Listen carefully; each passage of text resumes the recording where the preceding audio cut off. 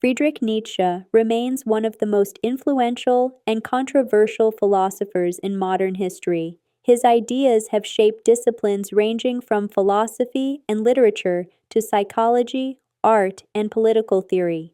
His critique of religion, morality, and the foundations of Western culture transformed the intellectual landscape of the 19th century and continues to provoke debate today. Nietzsche's thought is characterized by both brilliance and fragmentation, insight and paradox. His work reflects the mind of a man struggling to redefine the meaning of existence after the decline of traditional metaphysics. Yet the trajectory of his life and thought also embodies a personal tragedy, the collapse of a great intellect into mental illness. The phrase, "the genius who lost his mind," captures both the extraordinary power of his ideas and the psychological decline that ended his creative life prematurely. Nietzsche was born in 1844 in Röcken, a small village in Prussia. His father, Karl Ludwig Nietzsche, was a Lutheran pastor who died when Friedrich was 5 years old. This early encounter with death, combined with the religious atmosphere of his family, left an enduring mark on his imagination.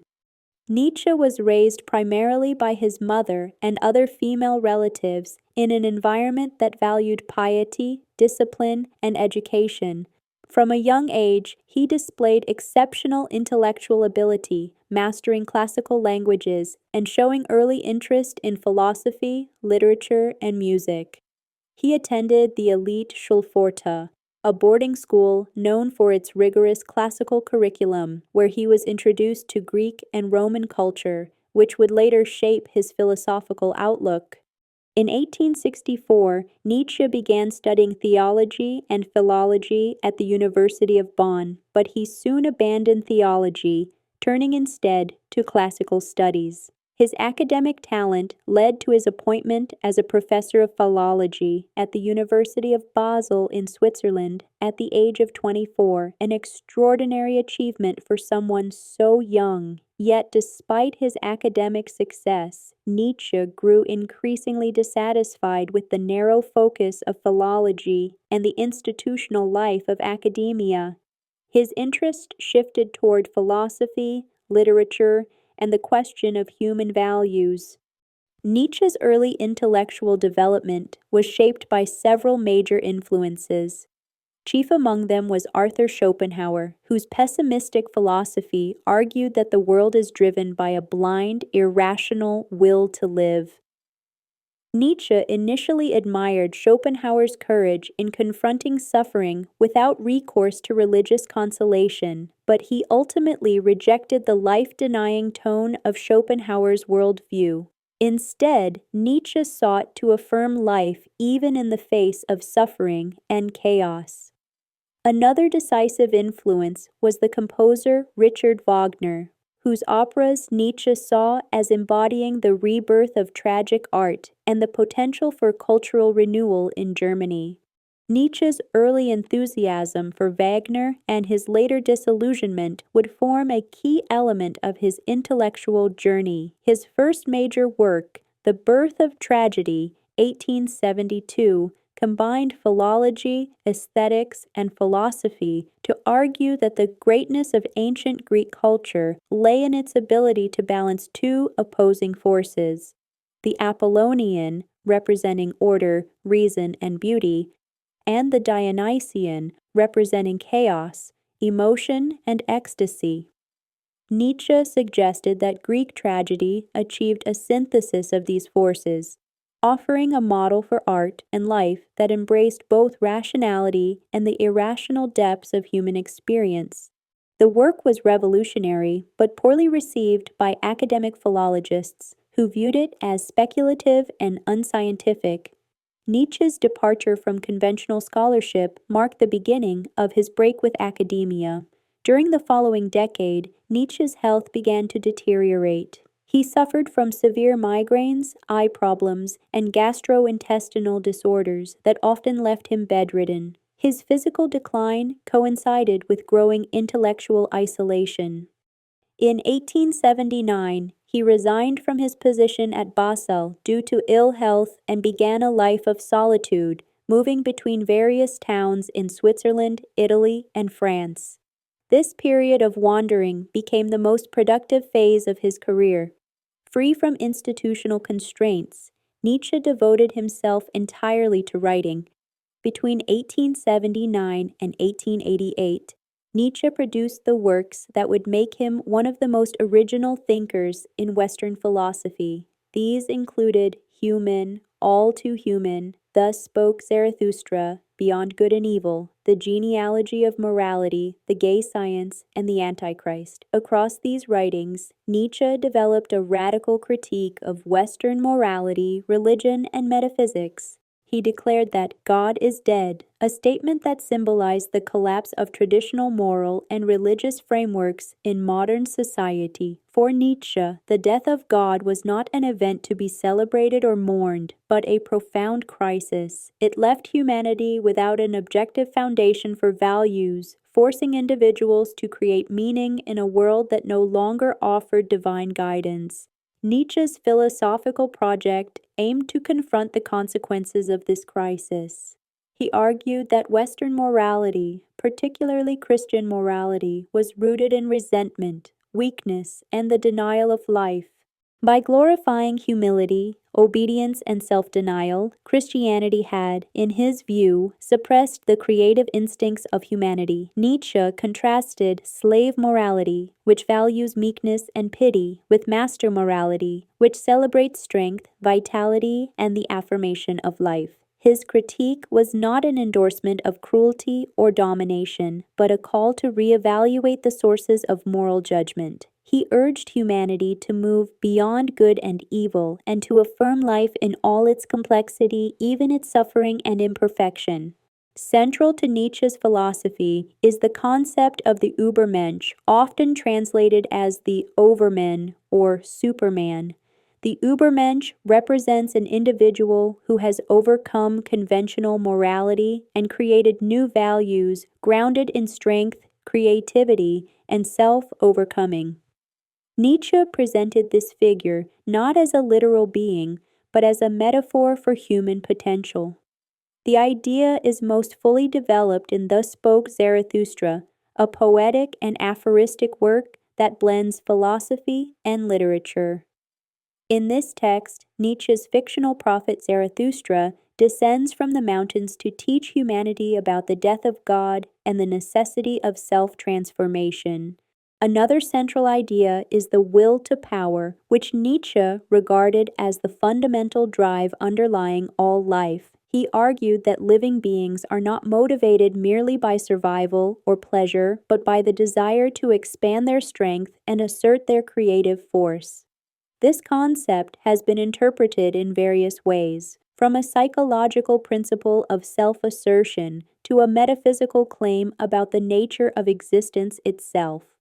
For Nietzsche, the will to power was both descriptive and normative. It explained the dynamics of life and served as a model for human flourishing. Nietzsche's style was unlike that of traditional philosophers. He wrote in aphorisms, parables, and poetic fragments rather than systematic arguments. This approach reflected his belief that truth could not be captured in rigid logical systems. Instead, he saw philosophy as a form of artistic creation, a tool for shaping values and perspectives rather than discovering absolute truths. His writing is deliberately provocative, using irony and metaphor to challenge assumptions and force readers to confront uncomfortable realities. However, Nietzsche's intellectual breakthroughs were accompanied by increasing psychological instability. By the mid-1880s, his isolation had deepened. His friendships with Wagner and others had collapsed. His correspondence reveals alternating periods of elation and despair, suggesting the onset of manic-depressive symptoms. His health continued to deteriorate, and his writing became more intense, fragmented, and urgent.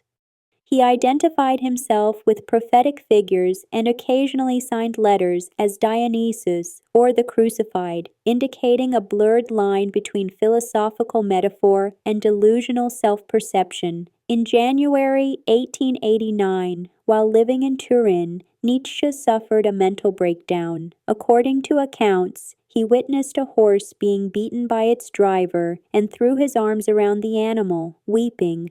Soon after, he collapsed in the street. He was taken to a clinic and later transferred to his mother's care in Naumburg. He never recovered his sanity. For the remaining 11 years of his life, Nietzsche lived in a state of profound mental incapacity, unable to write or engage coherently with others. The precise cause of his breakdown remains debated. Some scholars attribute it to syphilis, possibly contracted during his youth, while others suggest a hereditary form of vascular dementia or a severe bipolar disorder. Regardless of diagnosis, his mental decline marked one of the most tragic conclusions in the history of philosophy, a brilliant mind consumed by illness at the height of its creativity. After Nietzsche's collapse, control of his unpublished writings passed to his sister, Elisabeth Förster Nietzsche. She edited and promoted his works, often distorting his ideas to align with her own nationalist and anti-Semitic views. This manipulation led to significant misinterpretations of Nietzsche's philosophy, particularly its appropriation by fascist ideologies in the 20th century. Although Nietzsche himself despised nationalism and anti-Semitism, his concept of the Übermensch and his critique of morality were twisted into support for authoritarian politics.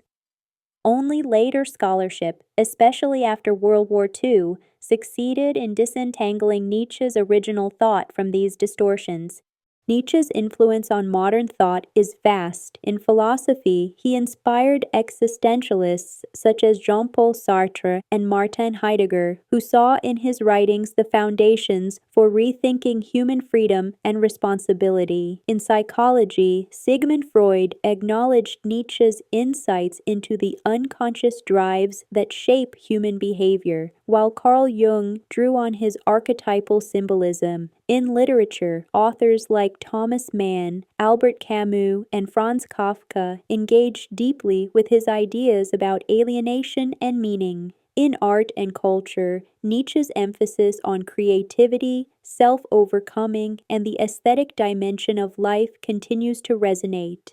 Nietzsche's critique of truth itself remains one of his most radical contributions. He argued that what we call truth is not an objective reality, but a construction, an interpretation created by human needs and power dynamics. He rejected the idea of a universal, timeless truth, proposing instead that knowledge is perspectival, shaped by context, language, and the will to power.